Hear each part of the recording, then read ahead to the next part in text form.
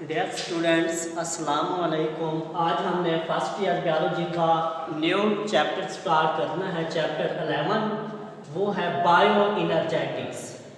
तो ऑलरेडी आप 9th class में भी पढ़ चुके हैं बायो इनर्जेटिक्स के बारे में। तो पहले हम इसकी डेफिनेशन की बात करते हैं कि ये जो बायो इनर्जेटिक्स होते हैं, it is the branch of biology in which we deal the study of energy and transformation of energy into an organism. कि बायोलॉजी की वो शाख जिसमें एक जानदार में एनर्जी और एनर्जी में होने वाली तब्दीलियां रूनुमा होती हैं, इसका मुताला हमारे पास कहलाता है बायो इनर्जेटिक्स। ये तो कॉमन सी डेफिनेशन है जो आपकी बुक में इसकी डेफिनेशन दी हुई है। The study of quantitative relationship of energy in the biological system. कि बायोलॉजिकल सिस्टम से मुराद वही जानदार होता है जिसमें हम एनर्जी की मिकदार का मुताला करते हैं, तो उसको हम नाम देते हैं बायो इनर्जेटिक्स का। और ये bioenergetics are used in energy transformation. कि ये जो बायो इनर्जेटिक्स होते हैं ये एनर्जी की तब्दीलियों में अहम किरदार अदा करते हैं, यानी एनर्जी को तब्दील करवाती हैं। फॉर एग्जाम्पल कि हमारे पास पोटेंशियल एनर्जी होती है, इसको चेंज कर देती है इनटू काइनेटिक एनर्जी के अंदर। इसके बाद bioenergetics also obey the law of thermodynamics. ये bioenergetics law of thermodynamics को भी फॉलो करती है, पैरवी करती है, ओबे करती है। ये लॉ ऑफ थर्मोडायनामिक्स क्या होती है कि energy can nether be created nor be destroyed. कि एनर्जी ना तो बनाई जाती है और ना ही खत्म की जाती है। इसके बाद है रोल ऑफ फोटोसिंथेसिस कि all organism need free energy. कि तमाम जानदारों को एनर्जी की ज़रूरत होती है। ये एनर्जी जो होती है ये एनर्जी एक्यूमुलेट की जाती है या स्टोर करवाई जाती है during the process of photosynthesis. Photosynthesis के अमल के दौरान इस एनर्जी को ग्लूकोज की फॉर्म में क्या किया जाता है, स्टोर किया जाता है। जो एनर्जी का चीफ या मेन सोर्स ऑफ एनर्जी है वो है हमारे पास सनलाइट, जिसे आप सोलर लाइट का नाम देते हैं। और all organism can not utilise the solar energy for their proper functioning. कि अपने जिस्म के सही अफाल के लिए ये जानदार सोलर एनर्जी को डायरेक्ट यूज नहीं कर सकते। पहले वो इस सोलर एनर्जी को चेंज करते हैं इनटू दी केमिकल एनर्जी। कि ये सोलर एनर्जी जब केमिकल एनर्जी के अंदर तब्दील हो जाती है तो तब इसे ये अपने प्रॉपर फंक्शनिंग के लिए क्या करते हैं, इस्तेमाल करते हैं। फॉर एग्जांपल कि जो क्लोरोप्लास्ट होता है, जो आपने प्लास्टिक के अंदर पढ़ा था फर्स्ट टाइप इसकी, कि क्लोरोप्लास्ट जो होता है कैप्चर द सोलर लाइट। ये सोलर लाइट को पकड़ लेता है, कैच कर लेता है और देन कन्वर्ट या change into the chemical energy. और इसे केमिकल एनर्जी में क्या करता है, चेंज तब्दील कर देता है। और जितने भी जानदार हैं all living organism use chemical energy for that proper functioning. इसके बाद एवोल्यूशन ऑफ रेस्पिरेशन। अगर हम एवोल्यूशन की बात करें तो ये रेस्पिरेशन जो होता है ये एनर्जी यूटिलाइजिंग प्रोसेस होता है, यानी ये एनर्जी को इस्तेमाल करने वाला प्रोसेस होता है रेस्पिरेशन। फोटोसिंथेसिस में एनर्जी प्रोड्यूस करवाई जाती है, सिंथेसाइज करवाई जाती है, जबकि रेस्पिरेशन के दौरान इस एनर्जी को यूज किया जाता है। ये एनर्जी जितने भी ऑर्गेनिज्म होते हैं जानदार, वो इस एनर्जी को स्टोर कर लेते हैं। जब एनर्जी स्टोर हो जाती है तो फिर वो इसको यूज करते हैं in the form of ATP. ATP की शक्ल में वो इस एनर्जी को क्या करते हैं, इस्तेमाल करते हैं during the process of respiration. इसके बाद अगर हम इंपॉर्टेंस ऑफ बायो एनर्जेटिक्स की बात करें तो इसमें दो अहम पॉइंट आपने जहन में रखने हैं बायो एनर्जेटिक्स के। एक है फोटोसिंथेसिस और दूसरा है रेस्पिरेशन।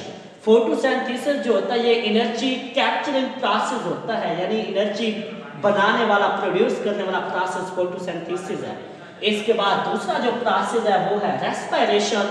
तो ये रेस्पिरेशन जो होता है ये एनर्जी रिलीजिंग प्रोसेस है, यानी एनर्जी को इस्तेमाल करने वाला प्रोसेस है।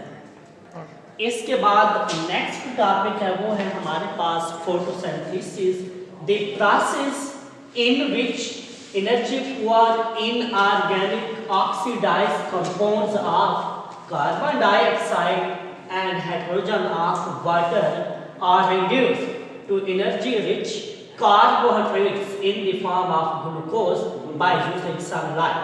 कि फोटोसिंथेसिस एक ऐसा अमल है जिसमें एनर्जी पुअर इनऑर्गेनिक कंपाउंड्स वो कार्बन डाइऑक्साइड है और वाटर में हम हाइड्रोजन को एनर्जी पुअर इनऑर्गेनिक कंपाउंड्स के तौर पे इस्तेमाल करते हैं बाय यूजिंग सनलाइट कि सनलाइट सूरज की रोशनी को इस्तेमाल करके वो इन कार्बन डाइऑक्साइड और हाइड्रोजन की रिडक्शन करवाता है और इससे एनर्जी रिच कंपाउंड हमारे पास ग्लूकोज तैयार होता है। तो इस प्रोसेस को हम नाम देते हैं फोटोसिंथेसिस का। इसके बाद ये जो फोटोसिंथेसिस होते हैं ये लाइट एनर्जी को कन्वर्ट करते हैं, चेंज करते हैं इनटू दी केमिकल एनर्जी के अंदर with the help of chlorophyll and photosynthetic pigments. यानी कि फोटोसिंथेसिस के अंदर क्लोरोफिल और फोटोसिंथेटिक पिगमेंट्स की मदद से इस लाइट एनर्जी को केमिकल एनर्जी के अंदर क्या किया जाता है, चेंज किया जाता है। Carbon dioxide react with water in the presence of sunlight and chlorophyll to produce glucose and release oxygen as a byproduct। Water को भी ये क्या करते हैं, रिलीज करते हैं। इसके बाद फोटोसिंथेटिक रिएक्टेंट एंड प्रोडक्ट की अगर हम बात करें तो फोटोसिंथेटिक रिएक्टेंट हमारे पास तीन है, एक है कार्बन डाइऑक्साइड, दूसरा है वाटर और तीसरा है लाइट। ये तीनों जो है ये रिएक्टेंट है, फोटोसिंथेटिक रिएक्टेंट। जब ये आपस में केमिकली रिएक्ट करते हैं तो इससे प्रोडक्ट्स हमारे पास सिंथेसाइज होते हैं, बनते हैं, वो है ग्लूकोज और ऑक्सीजन। इसके बाद अगर एरोबिक रेस्पिरेशन की बात करें, the respiration which takes place in the presence of oxygen are called aerobic respiration। जो ऑक्सीजन की मौजूदगी में रेस्पिरेशन हो उससे हम एरोबिक रेस्पिरेशन का नाम देते हैं। फॉर एग्जांपल के ग्लूकोज को जब कार्बन डाइऑक्साइड के साथ रिएक्ट करवाया जाता है in the presence of sunlight and chlorophyll तो इससे एक तो कार्बन डाइऑक्साइड रिलीज होती है, वाटर रिलीज होता है और चंद एक फॉर्म एनर्जी भी रिलीज होते हैं in the form of ATP जिसको जानदार यूज करते हैं। तो फोटोसिंथेसिस जो होता है takes place during day time, दिन के वक्त फोटोसिंथेसिस का अमल होता है और ड्यूरिंग द नाइट टाइम, रात के वक्त या एट द बोथ टाइम भी से आप कह सकते हैं कि रेस्पिरेशन डे टाइम भी होती है और नाइट टाइम भी होती है। इसके बाद नेक्स्ट टॉपिक है वो है हमारे पास कंपनसेशन पॉइंट। ये बहुत ही अहम शार्ट क्वेश्चन है बोर्ड के हवाले से।